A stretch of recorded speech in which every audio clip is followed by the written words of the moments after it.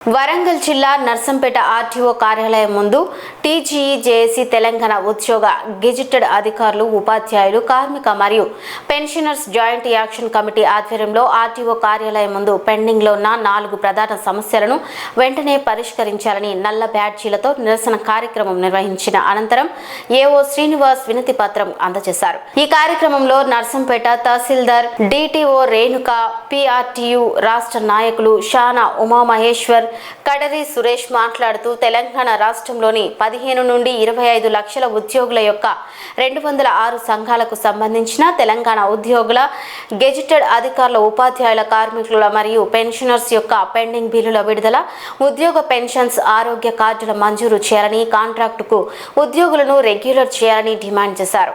ఈ కార్యక్రమంలో సాయి కృష్ణ, మాధవి, వెంకట్, గజ్జల రామకిషన్, సారయ్య, కోడెం సాంబయ్య, ఎస్కే సర్దార్ తదితరులు పాల్గొన్నారు. కే రేణుక, నాయబ్ తహసీల్దార్ నర్సంపేట. నేను టీజేఆర్ఎస్ఏ అసోసియేట్ ప్రెసిడెంట్ స్టేట్.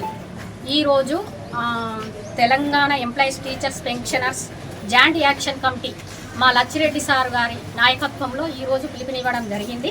అందులో భాగంగానే మండలాలలోని తహసీల్దార్లకి, డివిజన్లోని ఆర్డీఓలకి, తహసీల్దార్లకు, ఆర్డీఓలకు మెమోరాండం ఇవ్వాలని, ప్రభుత్వానికి నిరసన తెలుపుతూ మెమోరాండం ఇవ్వాలని చెప్పి ఈరోజు మా జాయింట్ యాక్షన్ కమిటీ ప్రెసిడెంట్ అయిన లచ్చిరెడ్డి సార్ గారికి ఇవ్వడం జరిగింది. ఉమామహేశ్వర్, పిఆర్టీయు రాష్ట్ర అసోసియేట్ అధ్యక్షుడు.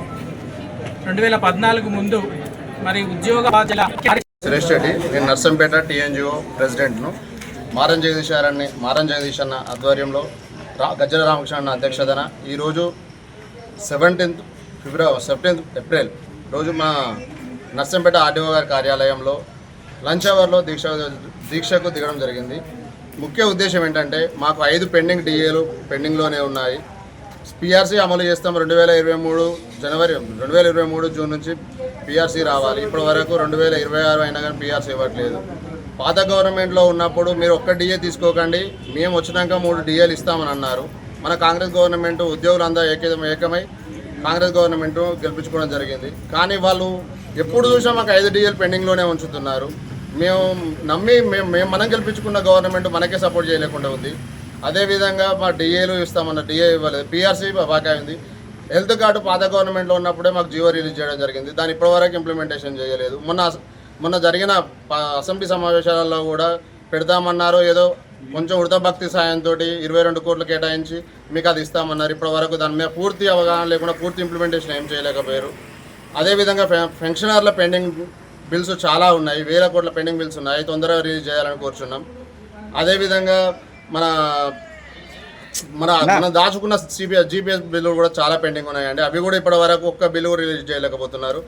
ఎవ్రీ మంత్ మన సీఎం గారు చెప్పారు, ఎవ్రీ మంత్ 700 కోట్లు రిలీజ్ చేస్తామన్నారు. ఆ 700 కోట్లు రిలీజ్ చేస్తున్నారో లేదో అది మనకు తెలియదు. అది మనకైతే ఎవరికి పడుతున్నాయో కూడా అర్థం కాకుంటున్నాయి. మాకు ఆ 700 కోట్లు సరిపోవండి. మాకు కనీసం నెలకు 1500 కోట్లు రిలీజ్ చేయాలి. ప్రతి ఒక్కరికి మా పెండింగ్ ఉన్న డిఏలన్నీ మాకు రిలీజ్ చేయాలి. పెండింగ్లో ఉన్న బిల్స్ అన్ని రిలీజ్ చేయాలి. మనం అందరం ఫ్రెండ్లీ గవర్నమెంట్ అన్నారు. ఫ్రెండ్లీ గవర్నమెంట్కి వచ్చేసరికి మా ఎంప్లాయీస్కి వచ్చేవరకు మాకు బడ్జెట్ లేదని మాట్లాడుతున్నారు. అంతకుముందుకేమో అందరం మనం ఫ్రెండ్లీగా ఉందాము, ఎంప్లాయీస్ వేరు కాదు, గవర్నమెంట్ వేరు కాదు అన్నారు. ఇప్పుడు వచ్చేసరికి మమ్మల్ని ఆ విధంగా చూడట్లేదు. మేము చాలా సఫర్ అవుతున్నాం. చాలామంది ఎంప్లాయీస్, రిటైర్ అయిన ఎంప్లాయీస్ వాళ్ళ ఉద్యోగ విరమణ పొందినాక బెనిఫిట్స్ రాక, చాలామంది బెనిఫిట్స్ రాక డబ్బులు అందక చనిపోయిన వాళ్ళు చాలామంది ఉన్నారు. నాకు తెలిసి మన పక్క మండలం నల్లవెల్లి మండలంలోనే ఉన్నారండి. చాలా ఇబ్బంది ఉంది. దయచేసి గవర్నమెంట్ మేము ఇవాళ ఏదో లంచ్ అవర్లో పెట్టిన ఇదే మా అది కాదు.